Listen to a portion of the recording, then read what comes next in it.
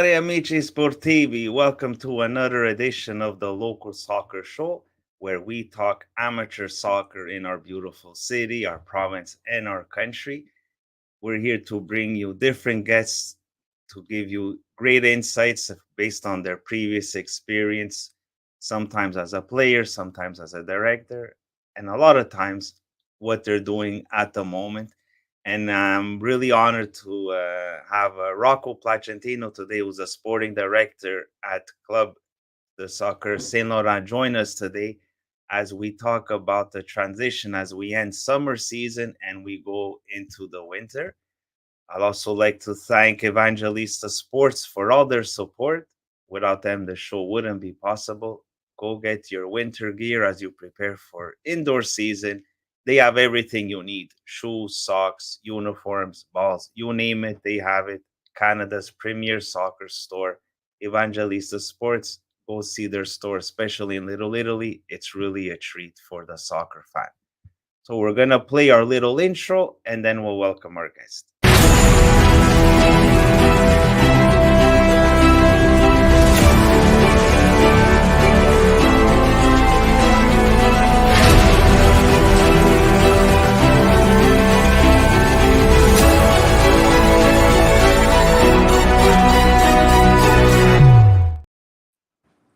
Welcome, Rocco, to the Local Soccer Show. You've been a prior guest, so you're familiar with the routine. How are you, my friend?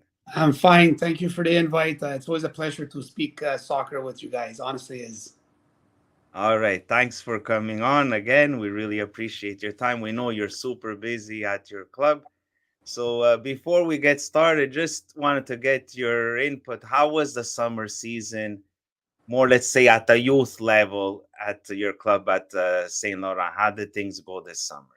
The same as usual. Very hectic, very Yeah. busy. The club has grown in the last couple of years, so it's a lot of good work. For us in our club, it's all about working hard and trying to develop as many kids as possible, and at the same time having them love this beautiful sport of soccer. Yeah, good stuff. And not only are you guys busy during the summer, you're also going to be hosting a big tournament this weekend, which my team will be participating in, and I'm looking forward to it. So I wanted to ask you, is there anything different this year in terms of the tournament compared to prior years, or it's same kind of format? So the tournament that we host, it's the real reason is, we had a player, a former player, Julia Cianci, that played in our club and unfortunately lost her life to meningitis at the age of 18. So the family, the Cianci family, is from Saint Laurent. So we felt it was very important to honor her name and to keep her legacy intact in our community in Saint Laurent, and that's why we do this tournament. So yes, of course, the kids want to win. They're going to lose. They're going to cry. They're going to celebrate. But for us, it's really a weekend of joy and just to embrace the life that Julia had in our club, because she played soccer with Saint Laurent for her whole life. So basically, there's free coffee from McDonald's, free donuts from McDonald's. There's free fruit from Sammy Fruits. There's free bagels from St. Viator Bagels. So it's really a weekend of fun for the not only the players but also for the parents that come to our tournament. So we just want to make sure that of course results count and everybody wants to win, but it's really to have a great time, and for us it's to honor our former player Julia Cianci. Yeah, that's amazing. And I have to say, I like having participated in it last year for the first time. I did feel compared to other tournaments, there was this thing with community involved, whereas other ones maybe wasn't dedicated to someone like Julia. So it was really soccer focused only. So it is a nice atmosphere, I have to Yeah, say. And for us it's more of a yeah, celebration than anything else. It really is. yeah. And hopefully there'll be nice weather. So far, so good. We'll So cross far our so good. fingers that it'll maintain. You Yes, never know, right? you never know. Montreal, Quebec, you never know. No, exactly. So I'm looking forward to it. So Rocco, now as we're transitioning from the summer to the winter, I was curious, what do you guys offer your players in your club for a winter program? I was just curious the type of options that they have to, what type of training they do in the winter. Yeah, so we have for the youth, let's say U9 to U12, well, U8 to U12 boys and girls, we have our CDC program. which like every other club does. We maximize as many kids as we can fit in our beautiful complex. From the months of November all the way till the end of April, it's a 22-week program that goes 3 times a week, twice on turf and once in the gym. And there's some teams that join the Winter League at Concordia, and some teams that do tournaments. Then we have the AAA, which we also offer a training program, which is once a week in the turf, once a week in the gym. That's 13 plus, boys and girls. And then, of course, we have our elite program, which is our PLSGQ and LDP program, which is also 3 times a week, twice on turf, one in the gym. That goes out all the way till the end of April. Uh, it's a big challenge because we have a lot of kids that want to play soccer in the winter, and we try and focus on the kids that we have already in our club. And of course, like there's always additions of kids that want to join our club from other clubs that are maybe a bit smaller or not getting the right environment that they want to be in. So, but it is a challenge, and we have to be careful on what we take, because like I said, we're very capped on the amount of kids we could take. And then of course we have our soccer school program, which I think we're going to talk about after my RP Yes. program. I have an RP9 program that's been with the Club Soccer Saint-Laurent since the very beginning. We're partners in this program, and what it is, it's so we offer it for kids that don't want to be strings attached, that just want to have fun and play this beautiful sport once a week or twice a week, from the ages of 4 all the way to 16. And we've been doing it for years now. And the good thing about it is it gives kids an opportunity to play a sport not at a very competitive level, and basically for fun. And for the club, it's an extra revenue stream where we put into our program, whether it's to pay our coaches, to pay for kids that can't pay to play this beautiful sport, which, as you know, in every community, there's always those kids that cannot afford it. So a lot of the proceeds of the profit that we make from these programs go to these type of things. Yeah, no, that's wonderful. And I wanted to ask you more specifically, now that you mention how often the training is going on. Obviously, we have a big issue in Montreal with the lack of turf fields available. And there's a lot of clubs, unfortunately, who don't have the beautiful facility like you guys do, and they're just basically limited to school gyms. Yeah.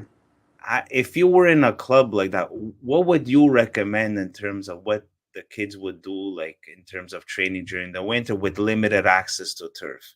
Yeah, so like you said, we are fortunate to have our own turf, and even though it's not enough, to be honest, our club consists of 2,400 members in the whole year. So this is with Hmm. summer house league included, but we consist of almost half of those are competitive players.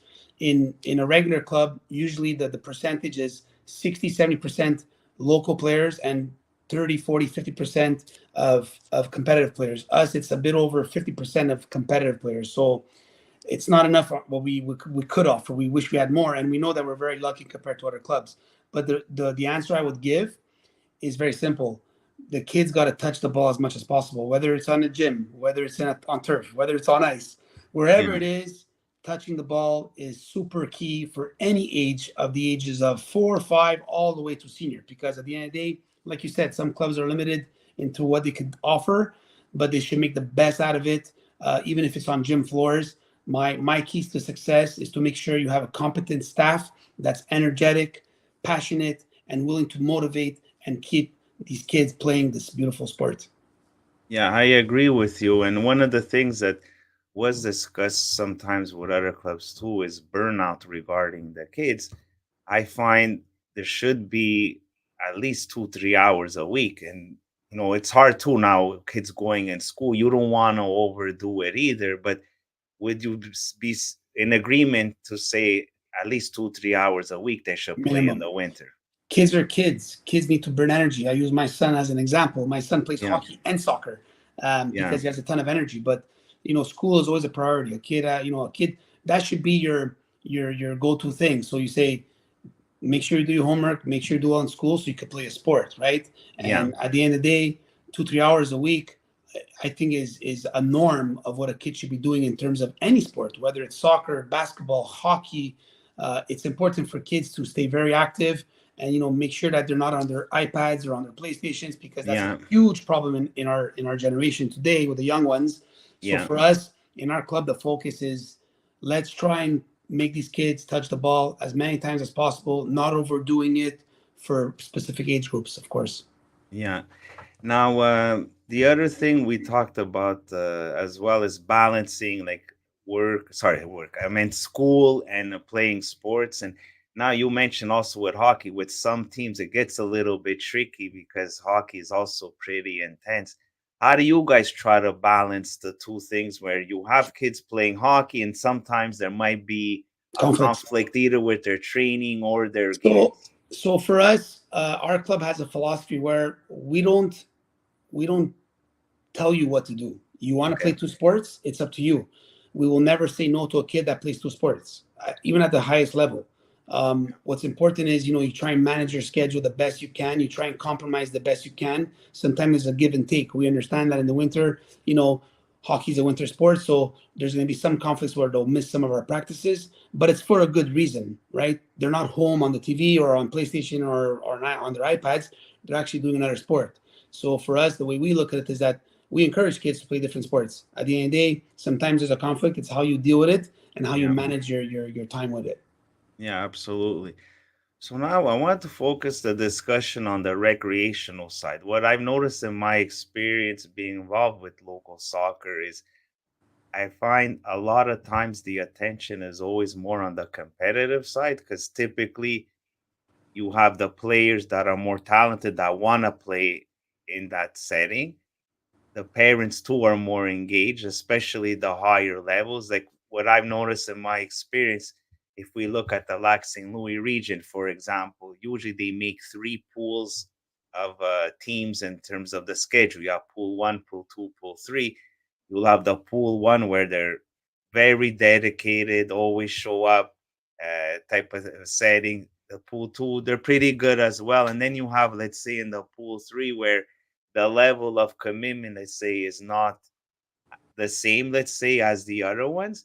And then we have the house league kids who are not in that development league, but they still get to play. I find in general, we tend to forget a little bit about this recreational side.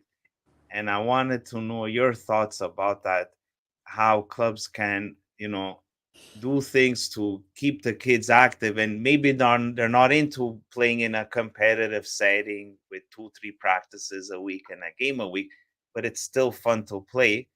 And I think clubs should not forget about these kids because there's still quite a few of them that play in the house league. Of course. Yeah. So for us, we'll touch a bit the competitive side. We have a lot of groups, like our boys program from U9 to U12 on the CDC program. We have like some groups are 4 or 5 different groups. And yes, we have it by level where group blue, group orange, yellow, blue, white, orange, and yellow. It goes by level, of course, Mhm. and they're all engaged. It's in Yeah. our club, you know it, Marcel. It's they all want to play. They love it, and we have a lot of we're multi-ethnic with all kinds of different nationalities that have Yeah. their soccer in their DNA. So on the competitive side, like our CBCs are always full. Like it's rare that kids are missing. You'll miss maybe a couple percent here and there, but it's like all summer long. The 2016 to 20 week program is completely full. But the recreational part, we changed it years ago, where Mhm. we always had the volunteer parent that was coming and volunteered their time and teaching and coaching the kids, and we appreciate them and we still have them involved. But it's tough, they would come from work and some of them would come with their construction boots and some of them would come with their blazer on. Like it was very challenging. So Yeah. what we did in our club is 4 years ago we went to a route where we took our older elite players that are 16 years old plus, boys and girls, Hmm. and we actually pay them to run our recreational program. So we have AAA players, or now you call them PLGQ players, AA players, A players, that it's their way of giving back to the community by coaching young kids at 4, 5, 6+ year olds, right? So Right. for us now, we don't have to count on the volunteer parent that might not show up because he's working or they're on vacation. Right. We have a staff. It's our house league program used to be our bread and butter in terms of profit. We used to generate a pretty good profit between 50 and 70K a year, and now that's not the case anymore. Now we really break even because we pay everybody. Now, of course, you're not getting the best quality coaches, but you're getting kids that play soccer in our club. So and they're there, they're present. every on their schedule that they have to work, right? So Yeah. we and it gets better every year. We give them coaching seminars on how to be with kids and not make sure you're not on your phones while you're coaching the kids. Make sure you're not wearing flip flops. We went through and we still go through all these little challenges, Yeah. but we find that we're showing the community that the kids that play in the community are the ones that are teaching your young kids to have fun in this beautiful sport. Yeah. And it's good too because you give the kids some experience And learning what it's responsibility. like and And responsibility responsibility. to Yeah. be what it takes to be a coach, and you never know in the future if they want to pursue that opportunity And to it's a good be little on the summer field. job. It's a good little summer job. They make $2,000-3,000 each for the summer, which is fantastic for them. Yeah. So you rock in your role. You do sometimes coaching, you do some off the field stuff. Which one you like more and why? I love both. You love both. I love my job. Like Yeah. I love this sport. I love dealing with parents. I love dealing with kids. Um, do I have the time to coach teams? No. I wish I did. So for me, it's managing a whole club, managing the office, managing equipment, managing the tournament, managing the sponsorships, managing the evaluations of our staff. It's a big job, but I get to go watch games. I love watching games, whether it's a U9 or U18. I love watching my teams play. I love watching our players. I sometimes go coach my son and my daughter's team whenever I have the chance to, and I just love being on the field. A lot of my job is admin right now. A lot of it is emails and all these computer things that I don't like, but I Yeah, have no yeah, choice to do. yeah, But I make sure that I think it's important where the leader of your club is present and people know who you are, and people if they have to ask you any questions, you're present to answer those questions. So yes, there's some nights where I could be home and I could be just relaxing, but I really love being at the fields. I love being around the kids. I love being around the parents, and I like to know what my club is doing on a daily basis. yeah, absolutely. And I think what we need to do as a community is really an educational thing towards the parents, especially when it comes to setting expectations and what the roles are of coaches. I mean, I find it did get a little bit better, but a lot of times clubs or even coaches are assessed on their match results. It's Mhm. important, but it shouldn't be the only thing you look at when it comes to. 100%. I I think think that that, yeah, the parent coach, we like on our CDC program. It's the practice plan is ran from my staff. There's no parent coaches. They walk around and they help out. They get to have their once a week with their group, and then they get to yeah, coach their game. And yes, you're right. We educate our coaches that equal play time is very important at ages of U9 all the way to U14.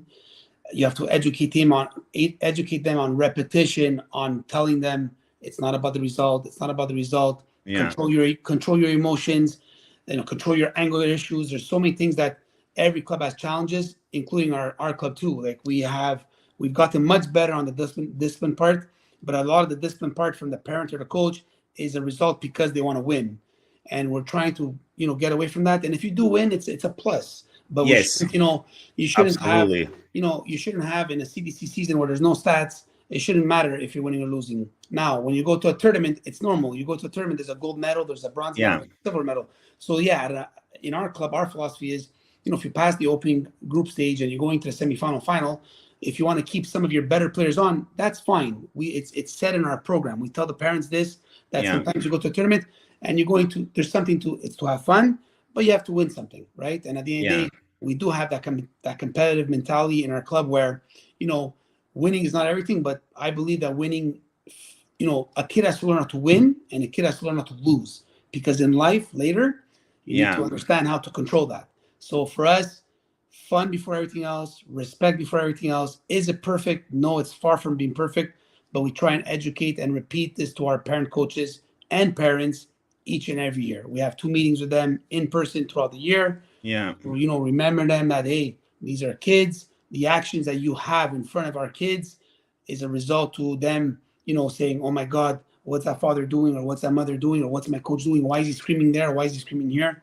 So we have to be careful, and it's a challenge each and every year, which we do get better at, but it has to be much better. yeah, for sure. I find myself from my experience coaching as well. I find that kids, their attention span is very short compared Of to course. when we were kids. So you have to be like very quick with your explanations and not give like these long lectures. Oh, they won't And listen to you after 45 seconds. yeah, They're not listening anymore. yeah, they're already tuned out. So it makes it a challenge to get them really focused. But Of course, the other thing too, I find sometimes the parents have to realize us as coaches, I think our biggest responsibility is creating a fun environment for them to want to come and play and learn. But in terms of how a kid might turn out in the future, we do have maybe a little role, but it's really the kid himself. Obviously, you take a kid who's a little Messi or a little Ronaldo, he's good not because I'm the coach or you're the he's coach. That naturally kid's good. naturally Yeah, good. He's gonna flourish on his own no matter who his coach is. But perhaps the kid that is not at that level, we do have a bit of influence in trying to teach them, huge. especially I say to avoid bad habits more than anything else. But at the end of the day, it's really up to them in terms of how they want to motivate themselves and push themselves to become a better player. I think you said it best, Marcelo. At the end of the day, being a coach is extremely challenging, right? Because you have to have a lot of Yeah. patience for sure. Mm-hmm. And sometimes you deal with kids that don't have the best discipline on the field, and you have to deal with that. So not only coaching, you're dealing with putting things in place in terms of discipline rules, right? But Yeah. at the end of the day, I really believe that you know the coach has a role for sure, is to put the kids in an environment of being safe, of having Yeah. fun, and then the rest comes, right? And like you said, there's some kids that are naturally good. Well, the ones that are naturally good, usually they'll hog the ball because they're too good, so they'll just do everything themselves. So there's even an aspect of where you have to teach them the right habits, because if you're always dribbling the ball, you're not passing, you're scoring 5 goals a game, no one's developing, right? So there's a lot of things that we got to catch as coaches and as educators. Yeah. Whereas some coaches, and it happens in our club, will say, yeah, yeah, we're winning 10-0 game, but it's the same guy scoring all the goals. What are the rest of the players doing, right? So, Yeah. but that's why clubs have to make sure that the directors and their staff are on top of what your parent coaches or your actual coaches of the club are doing, so that you make sure you're teaching them the right philosophy of teaching these kids the right way of learning the sport. Yeah. Now, when it comes to coaching education, I just want your thoughts in terms of how it's currently set up. I'll give you an example for myself. I did my S3. It was nice. I learned a few For things, sure. but I found it was very short though, in terms of how much on-field stuff we did and what we did online. It was basically all done basically in 2 days. I did my Yeah, online on my own time, and then I went to Marie Victorin on the field, and I really did learn a lot. And I was wishing I remember I was there talking to the educators. I go, I wish we could do it even more. It was nice. All sure. the coaches, we were together. We were giving each other feedback. I ran a drill, and they told me what I did well, what I didn't do well. I go, well, those extra set of eyes really helped. It's too bad they limit it to just that one session. If we had more opportunities to better educate ourselves and practice, like any type of job, whether you're a plumber, a mechanic, For sure. anything, the more you do it, the better. I really think if they would, not saying to make it 40 hours, and I don't want to exaggerate either, but that type of thing where we could get some feedback, like a kind of workshop, I think it would make the coaches do their jobs even So better. I think you're talking about the minimal levels, S3, S7, and then Yeah, you have your Theory A, Theory B, then you have your DFA, your C license DFA.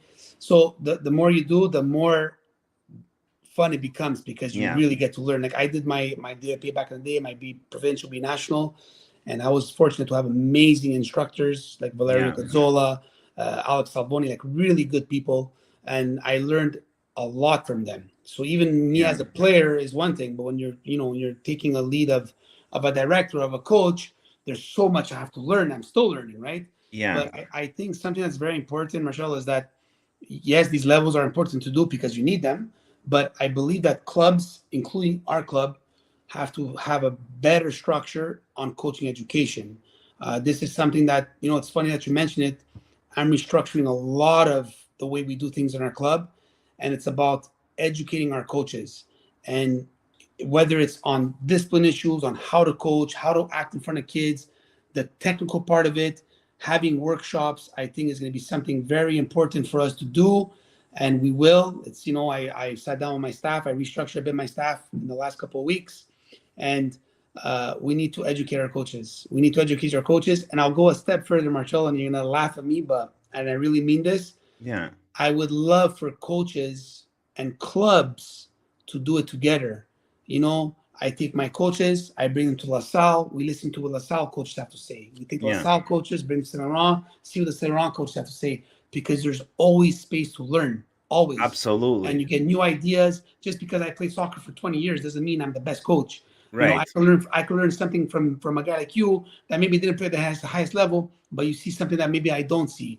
So as much Yeah. as we're talking about each community, how can we help each other? I think Yeah. that there's, and Saint Laurent is always a target of, Saint Laurent has this, and Saint Laurent does that, and Saint Laurent does this. But I'm saying it today live with you. Yeah. I'm willing to go the extra step and say, how can we help each other? How can Yeah. my coaches learn from coaches and staff in DDO, in Pierrefonds, in Lakeshore, and Yeah. vice versa? How can we do it with FC Laval? Like I had a meeting with Antonio Ribeiro, and he pitched me an amazing idea where he says, Rock, let's try and do a partnership where when we do our coaching seminars, you invite your coaches to mine, I invite my coaches to yours. I think it's a brilliant idea. Yeah. And because at the end of the day, we're talking about our community, but it's how can we get better all together? And Yeah. I think that that's something that our province is lacking. And if AS Montes and FCC, CS Laurent are the ones that want to start doing this, I think it's gonna be a good thing for other clubs to see it and say, you know what, let's do it. Let's do it with them. Let's do it with him. And I think it's just gonna there's a lot of positive that's gonna come out of it for sure. Yeah, I agree with you. And I think an opportunity was a little bit missed when we had the symposium at Saint Laurent with the region. It was great. Don't get me wrong. The I went to the one when Valencia was there, and they taught us what their philosophy is to be brave, and they didn't care about winning or losing. They were really focused on just developing the players. But that was a great opportunity to also. Where a lot of coaches were there, we could have done something together to not only observe them doing their training with I forgot, I think it was the U10 or U11 age group that was there. They were doing some kind of training, but it could have been an opportunity to do something else just among the Of coaches, course, so we could learn different things. So agreed. is I think that's where some education can be trickled down, because I believe that's the way it was supposed to be set up. Correct me if I'm Yeah. wrong. It would be the club itself with whoever has their C license would transmit what they learn to the coaches at the lower Well, level. like But for the for yeah, for us, Marcelo, and yeah, I say it again, we need to do more. We need yeah, to educate our coaches more. And you look at yourself as a passionate coach.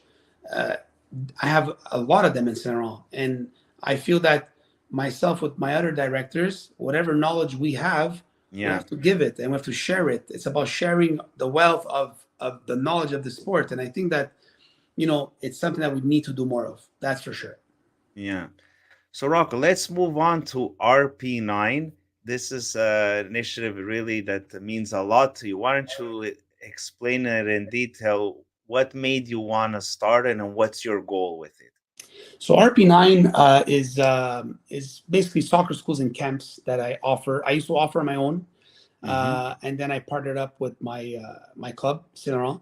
So basically, it's an extra activity for kids that don't want strings attached, that just want to play soccer once a week or twice a week for fun, learn motor skills, do little agility things, and just maybe end with a little game at the end. It's something that we started 12 years ago in Saint Laurent, and now it's 7 years that we're actually partners, affiliation to this program. And it's a revenue stream for the club.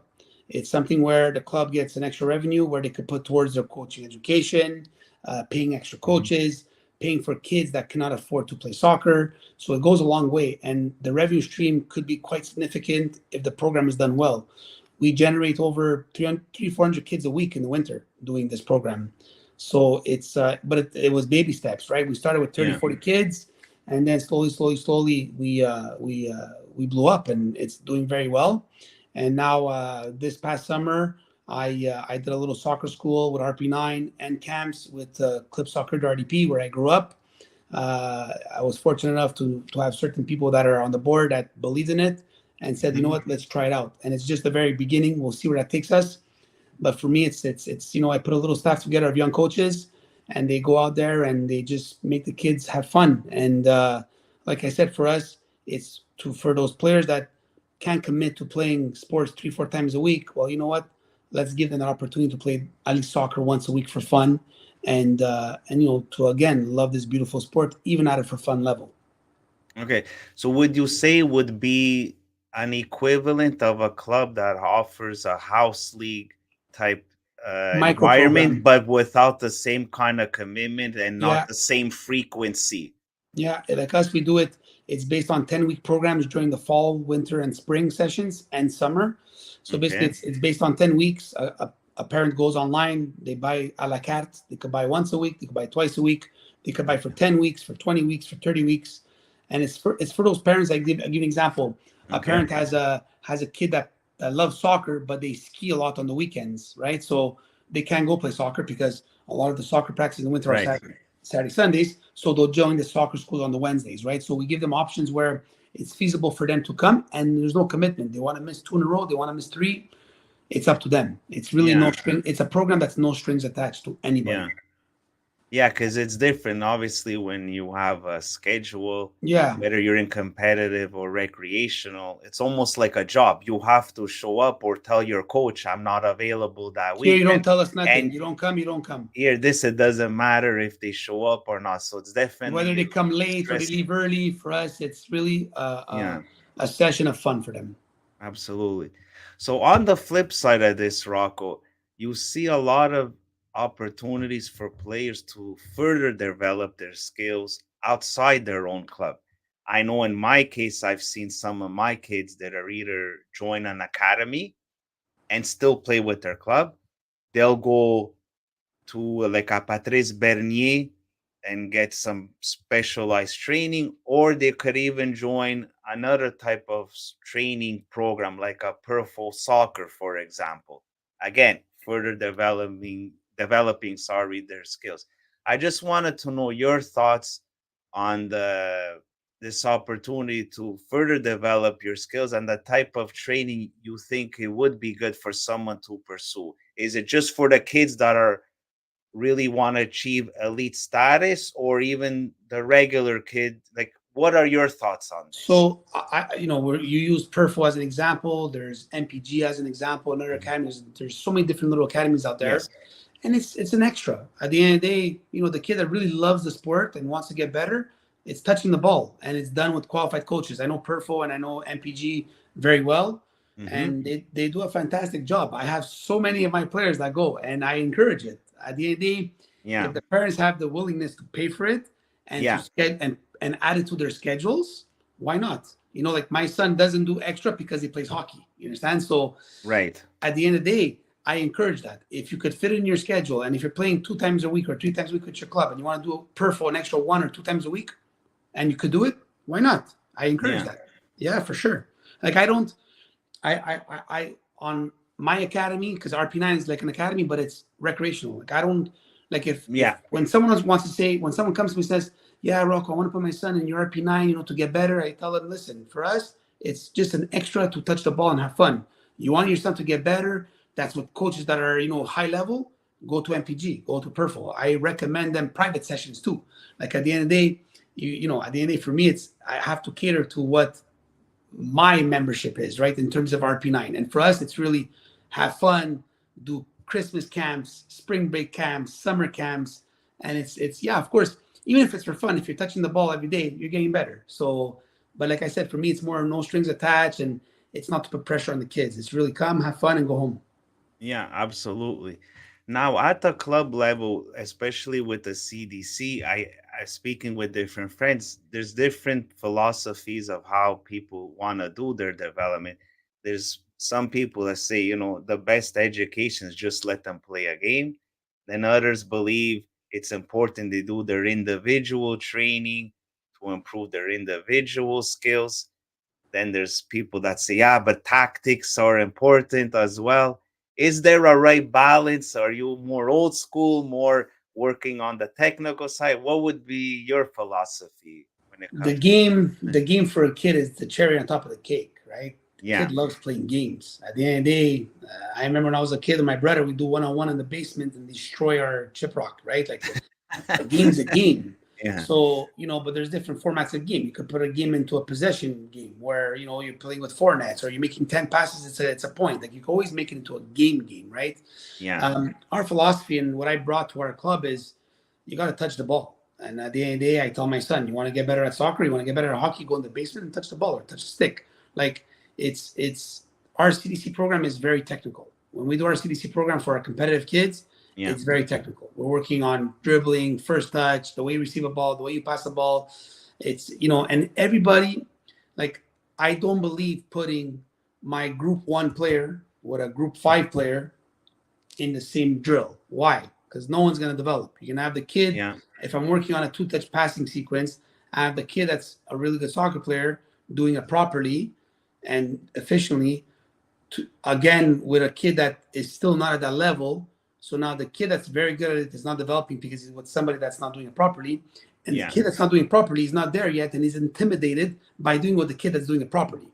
So we try and Absolutely. we try and balance it out where it's by level, but they're all working on the same theme. So if we're working on passing, everybody's working on passing for the whole Yeah. week. Whether you wait to U12, it's the same across the board. But it could be that the kid that's in our yellow group is taking one or two more touches more than the kid that's in our blue or white group.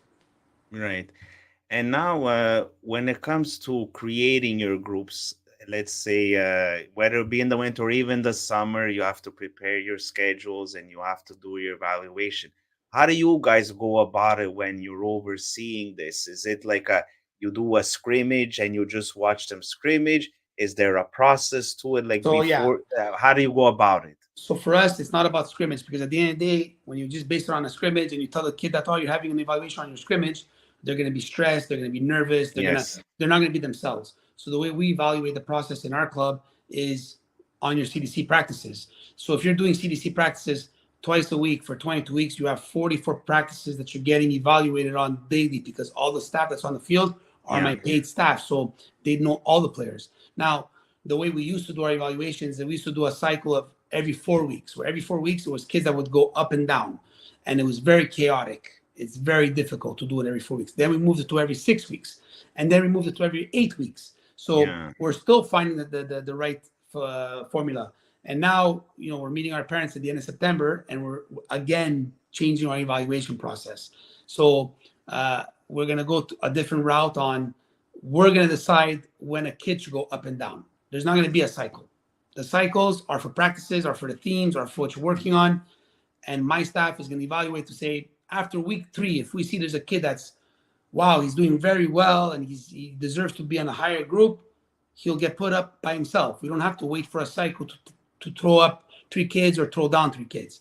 It's going to Yeah. be on where we feel is the right timing. And on top of it, it gives a better chance on evaluating throughout the year, right? So at the end of the day, I spoke to my staff about this last week. Our evaluation process, a parent wants an evaluation on their kid, not a problem. You'll get one in Yeah. January, you'll get one in August, and that's it. You want to come to us throughout the year and asking us how your kid is doing? Not an issue. We're not going to tell you, no, you have to wait for your evaluation. You want to have a conversation? Hey, where does my son stand at? What do you think he has to work on? My staff is openly going to help and tell them, yeah, he has to work on his passing, he's going to work on his first touch. That will be generalized, So at the end of the day, I think it's the real way. I think it's the right way on just Yeah. living it day by day. Yeah. I agree with you. And that's another thing when it comes to parent education. It happened in my experience as a coach where a parent was disappointed because their child didn't go in group one. But I told them, I go, it doesn't matter group one, two, or three. You're all getting the same training. It just means for this summer, your child is just maybe a little bit slower, a little less stronger than the kid in group one, but they're going to learn all the same things. And you never know. Next year, the kid could be the one that's going to move up to group one. So you shouldn't feel like slighted or feel like, your kid is no good. And No, I never, find there's too never, much of that going on never. with what group you're put in. And, the kids themselves, well, kids, they don't really understand, right? It's, oh, I'm in group one, you're not, It's like more the that. parent. It's But more the it's parent. the parents should be, they're adults. They should understand that that does at the end of the day, Rocco, it means nothing. Nothing. This, Look, we have kids, and we have so many stories of kids that were in the last group, and now they're my best PLGQ players. So at the end of the day, at a young age, what I may add is, if you're not in group one, usually there's a couple of reasons. Maybe because you're a bit too slow, you're not too strong, yeah, and the biggest thing for us is discipline. A lot of yeah, times group one, it's traveling fast. Explanations are fast. So if a kid is not disciplined and not paying attention and screwing around, yeah, well, yeah, you're going to be in group two, three, or four because you got to get better at your discipline, right? And at the end of the day, parents sometimes take that in the wrong way, but it's not. It's being honest. And at the end of the day, for us, if I look at all my group ones, the discipline is what the coach should look at first, right? Because if you're disciplined, that means you're listening to the coach's direction throughout a practice or a game or a year or a 6 month, whatever the case is, right? So for us, a lot of times it's if you're not in group one, it's because your discipline level, your attention span is very low, and you need to get better at that. So, and I've seen so many kids jump up and down throughout the years where it's you see the ones that the parents that understand it and that don't mhm, take it as an insult but take it as constructive criticism. Just like sometimes parents will come to me and my staff and say, yeah, but this is this and this and that. We'll take it as constructive criticism. I'll never get defensive on things like that. absolutely. The thing is too, they have to realize they're still young, especially in that age group 9 to 12. They have lots of room for growth, whether it be Oof. physical, mental, behavioral. So I remember myself growing up, I was never the best kid. It was really like when I was like in high school, I really developed my game. But when I was younger, it's so every kid grows differently. Of And I course. think they lack the patience. And, Yeah. you know, they have to realize that the kid, the way he plays at 9 years old, maybe he's not the best player at nine, but he could be a superstar when he's 13. But So they I'll need use it to on under, I'll use it on the flip side, March. It's yeah, sometimes you have a kid that's U9 that's bigger, stronger, faster, has a crazy shot, and yeah, he's scoring and he's doing this, but he's not being taught the right way. So then when he gets to U13 or U14, where everybody's the same size as him, he doesn't become good anymore because he learned all the bad habits. So it's even for coaches and educators to understand that when you have these players that are above their level because of their physique or whatever the case may be, is make yeah, sure you're educating them the right way of playing soccer. Because at the same time, if I have a kid that's taking a free kick from half field because he's just stronger and bigger, and he can put over the goalie. Yeah, it's nice he's scoring, but he's not doing the right thing. You understand? yeah, So we have to be very careful with those things too. absolutely. So Rocco, in ending, I wanted to just say thanks again for being on the show. We really appreciate Pleasure. it with your wonderful insights. And just few little thoughts on the Serie A season so far, and also the new Champions League format. Man, I was confused. I don't know about you. Very confused. Yeah, Yeah, look, for me, the Serie A, we all know who's going to win it this year. I'm sorry, Marcello, but Inter's going to take it again. yeah, you're right. I feel bad. I They're agree very with you. strong. They're very strong. But Yeah. honestly, for me, I think that Serie A in the last couple of years has gotten better. Hmm. So I watch a lot of it. So I'm excited to see how it pans out with Juventus. I think Thiago Motta is going to do wonders this year. It's going to be they're going to be up there with with Inter, with Milan, and the same ones that are fighting for a Champions League spot or fighting for a Scudetto. But I really do think that Inter, not because I'm an Inter fan, but Yeah. when it comes to these things, I'm a big sportive. I think Yeah. that Simone Inzaghi and the core players that have been there for 4 or 5 years now, when they're healthy, man, there's no stopping them. They're very strong. Champions League, new format. We'll see. We'll see what it brings. It's Yeah. different. It's a different process to what it used to be, so it's new to everyone. So we'll see. But just the fact that Champions League starts, I believe it starts next week. Yeah. Uh, I can't wait. I can't wait to watch different countries play against each other at the club level and and see the surprises. You look at Atalanta last year in the Europa League, they won it. Like for us, that's like a huge shock. You Yeah. look at teams like Bayern Leverkusen also that went to the finals against them. So, I think Europa League 2 is going to be very exciting to watch. For me, I love watching games. You learn, you watch, you see different things, and I'm very excited for the start of the Champions League next week for sure. Yeah, good stuff. So, Rocco, thanks again. Really appreciate your time. Good luck with the tournament this week, and I hope to see you there also this I'll weekend. be Maybe running we'll bump. around. I'll be Yeah, running we'll bump around. it. I have two games at Vanier, and then on Sunday at your complex. So maybe Yeah, we'll we'll run definitely into cross each paths. other. We'll have a coffee at the bistro upstairs. All right, sounds good, my friend. I look forward to seeing you. And I'm just going to put the little outro video and then we're done. Thanks again, everyone. Subscribe, share. The local soccer show is here for your benefit, whether you're a coach, a parent, or a club administrator. We want to make soccer better for the kids. See you soon. Bye.